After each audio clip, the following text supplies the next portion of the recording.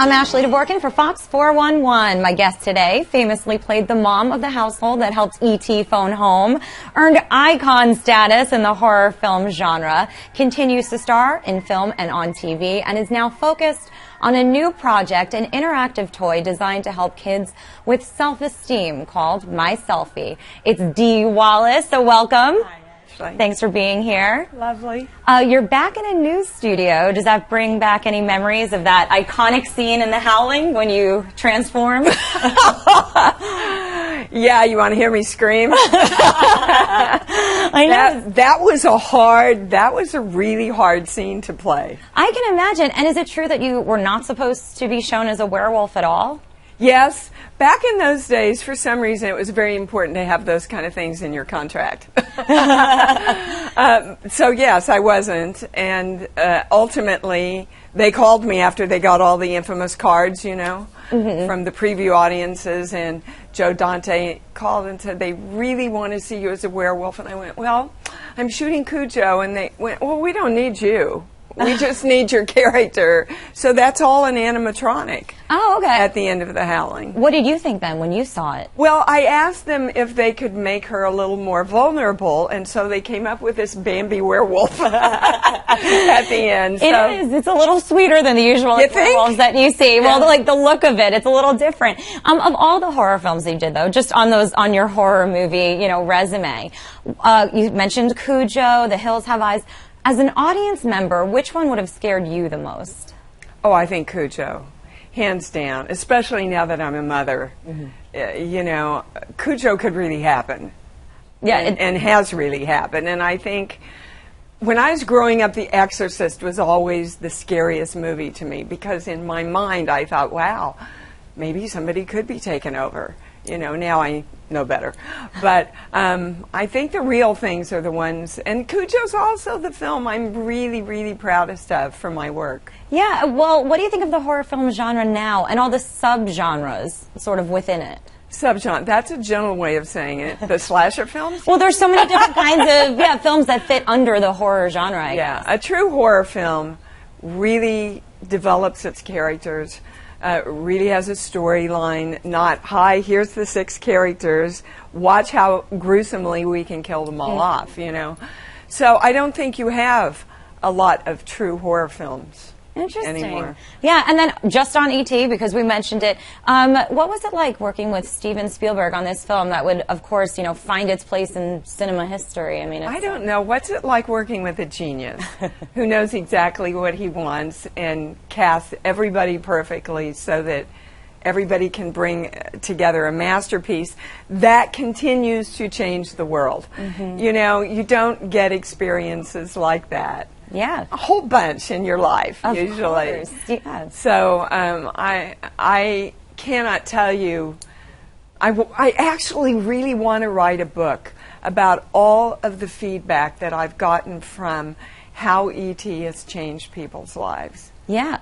I'm sure you've heard so many stories over the years. And miraculous ones. Can I share one? Of course, please do. This mother came up to me at a signing I was doing, and tears were streaming down her face. And she said, Miss Wallace, you don't know that you were part of a miracle in my life, but I have to tell you, my son is autistic. And I had not heard him speak for 10 years, a word. And I took him to see the re-release of E.T., and on the way home, he started saying every line that E.T. said. As a mother, you're sitting there witnessing a miracle that you never thought you'd have with your child. And yeah, that's incredible. That movie transcends your heart. Yes. In more ways than we can ever imagine. Absolutely. We'll talk about, you're in New York now for the Toy Fair. And tell me about My Selfie. Tell me where the idea for this came from, because this is to help kids with self-esteem. Yes. Well, My Selfie is my little bear. And self-esteem has been a really, really important part of my life study ever since my daughter was born. And then, as you know, I got into the life coaching and the healing arts also. And the more I worked with my clients, the more I realized none of us really truly know what it means to love ourselves. We're taught how to love ourselves by what we do, and we're worthy by what we can accomplish, but not just by who we are. And studies, there's millions of studies that support the fact that your child, our personality is literally embedded in us between the age of 4 to 7. Mm-hmm. So if we are not taught to truly love ourselves and feel good about ourselves by the time we're 4 to 7 years old, we carry that out through our whole life. Every single subject in our life then is built upon the amount of self-love and self-esteem we have for ourselves. And that's why when we get to be adults, we go, well, it's not okay to be powerful. I was never taught that I could be powerful.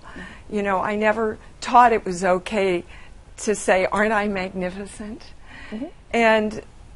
And so I really tried to give that to my child, and now I've developed my little guy here. Yeah, so what does he do? Well, what is it? In his paw, he says wonderful statements.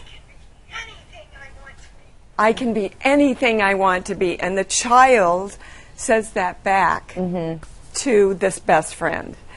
And then the bear says, I love my body, which for children all the way now, it's devastating, from like 6 all the way through 1920. Our body image is just pounded into us. Boys and girls, weight issues, bullying, anorexia, bulimia, low grade average, even staying in school, all has to do with the image that you have for yourself. So the beauty of this is whatever demographic, and it goes over all demographics.